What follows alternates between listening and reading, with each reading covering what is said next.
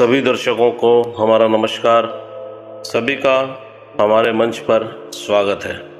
दर्शकों, आज फिर हम एक कहानी लेकर उपस्थित हुए हैं जो कि सत्य घटना है और मुझे लगता है कि यह कहानी काफ़ी दर्शकों के घर से रिलेट करती होगी।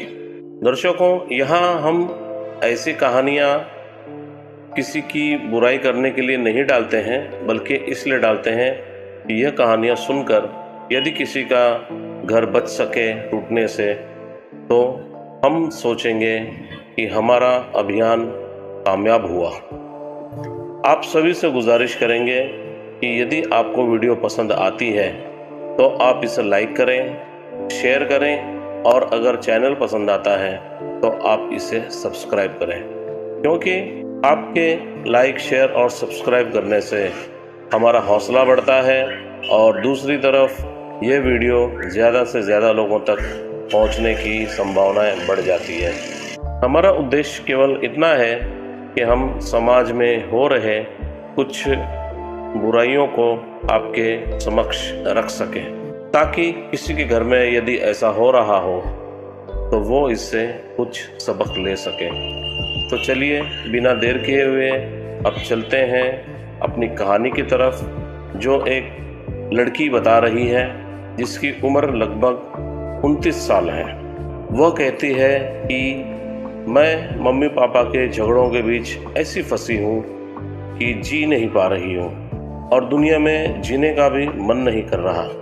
माता पिता कुत्ते बिल्ली की तरह लड़ते रहते हैं और इसकी वजह से मेरी बड़ी बहन मनोरोगी हो चुकी है। पापा सरकारी नौकरी में अच्छी पोस्ट पर थे, अब तो रिटायर हो चुके हैं। मुझसे बड़ी एक बहन और एक भाई है। बहन 32 साल की हो चुकी है, लेकिन पापा ने उसकी शादी नहीं की। उन्होंने हम बच्चों की शिक्षा भी ठीक से नहीं कराई और घर भी नहीं बनाया। हम अभी भी किराए के मकान में रहते हैं और घर बदलते बदलते सारा सामान कबाड़ हो चुका है, बल्कि यूँ कहें कि मैं एक कबाड़ खाने में रहती हूँ। मेरे से छोटा एक भाई भी है जो अभी 26 साल का है। 2 बार रेलवे की नौकरी में उसका रिजल्ट तो आया, लेकिन एक आंख में जन्म से समस्या होने की वजह से रिजेक्ट कर दिया गया। भाई उदास रहता है और हाई ब्लड प्रेशर का रोगी है। मैं भी माता पिता के झगड़े के बीच मेंटल होती जा रही हूँ। हम जिस भी मकान में किराए पर रहते हैं, मकान मालिक माता पिता की लड़ाई देखकर हमें टिकने नहीं देते। अब घर में रहने का मन बिल्कुल नहीं करता, लेकिन कहाँ जाऊँगी? जॉब भी नहीं है कि कहीं निकल जाऊँ। मेरा एक बॉयफ्रेंड भी है जो इस शहर में इलेक्ट्रिकल की शॉप चलाता है, लेकिन उसने भी मुझे धोखा दे दिया। हम दोनों स्कूल के टाइम से ही दोस्त रहे। मैं भागकर शादी नहीं करना चाहती थी, क्योंकि मैं अपने परिवार से बहुत प्यार करती हूँ। बॉयफ्रेंड बीच में ही मुझे छोड़कर चला गया, लेकिन पिछले साल फिर से वो मेरी ज़िंदगी में वापस आ गया। वो इसी तरह से 6 बार मुझे धोखा दे चुका है। उस पर भी अब मुझे भरोसा नहीं है। इससे भी दुखी रहती हूँ।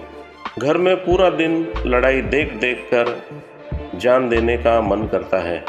ऐसा लगता है कि मैं पागल ना हो जाऊं। जिंदगी से कोई मोह नहीं रहा, ना ही कोई उम्मीद रही। दिन भर कोई ना कोई टेंशन रहती है, इसलिए पढ़ने का वक्त भी नहीं मिलता।